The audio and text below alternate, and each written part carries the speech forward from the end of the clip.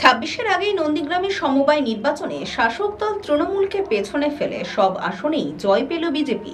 ব্যাপক পুলিশি নিরাপত্তায় চলে ভোট গ্রহণ প্রক্রিয়া। ১২টি আসনের মধ্যে ১২টিতেই জয়লাভ করে বিজেপি সমর্থিত প্রার্থীরা। খাতায় খুলতে পারেনি তৃণমূল কংগ্রেস। রাজ্যের বিরোধী দলনেতা শুভেন্দু অধিকারীর বিধানসভা নন্দীগ্রাম। ২৬-এর আগেই সেই নন্দীগ্রামের সমবায় নির্বাচনে শাসক দল তৃণমূলকে পেছনে ফেলে সব আসনেই জয় পেল বিজেপি। দীর্ঘ টালবাহানার পর হাইকোর্টের নির্দেশে ২৯শে জুন রবিবার নন্দীগ্রামের কালীচরণপুর সমবায় কৃষি উন্নয়ন সমিতির ভোট হয়। সমিতির মোট ভোটার ৮০০, আসন সংখ্যা ১২টি।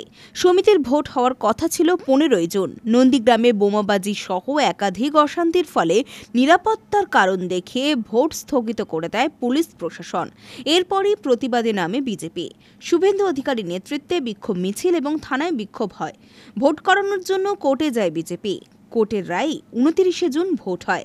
এদিন সকাল থেকেই ব্যাপক পুলিশি নিরাপত্তার ব্যবস্থার মধ্য দিয়ে চলে ভোট গ্রহণ। বিকেলে নির্বাচনের ফলাফল প্রকাশ হতেই দেখা যায় ১২টি আসনের মধ্যে ১২টিতেই জয়লাভ করে বিজেপি সমর্থিত প্রার্থীরা। খাতায় খুলতে পারেনি তৃণমূল কংগ্রেস।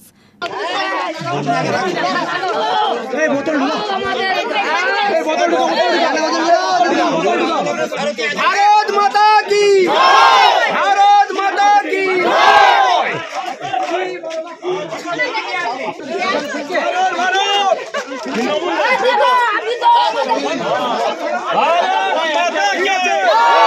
बीजेपी जिंदाबाद।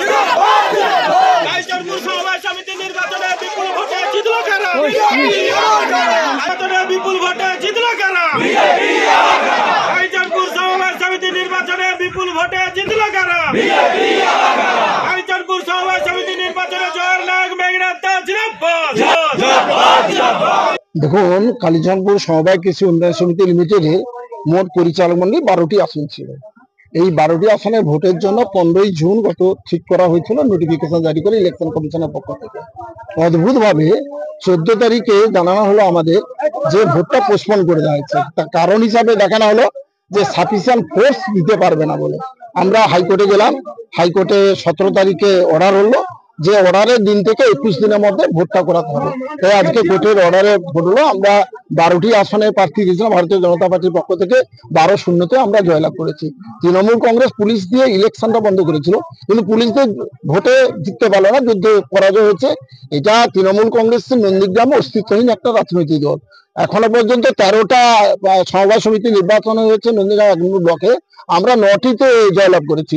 আবার ৪ তারিখে একটা নির্বাচন আছে, জুলাইতে শ্রীপুর নির্বাচন আছে সমবায় সমিতি।